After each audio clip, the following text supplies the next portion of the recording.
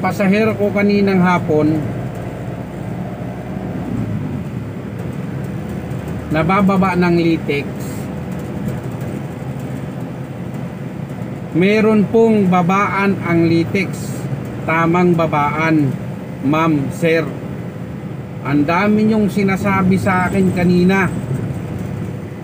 Nakatahimik na nga lang ako dahil ayoko ng away, ayoko ng magkasagutan. Kaya lang sa ginawa ninyo, nagsalita na nga kayo ng kung ano-ano sa akin. Pagbaba nyo, bigla nyong hinampas yung pinto ng malakas.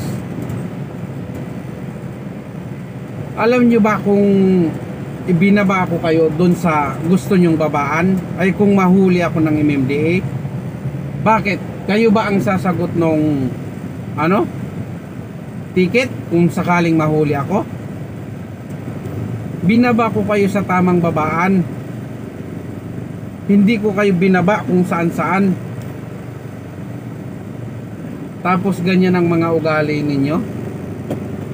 Sa sobrang inis ko, talagang binaba ko kayo, talagang minura ko talaga kayo. Dahil wala kayo respeto rin sa driver eh. May tamang babaan dyan sa Litex. Hindi yung kung saan-saan nyo gustong bumaba, kayo ang nasusunod.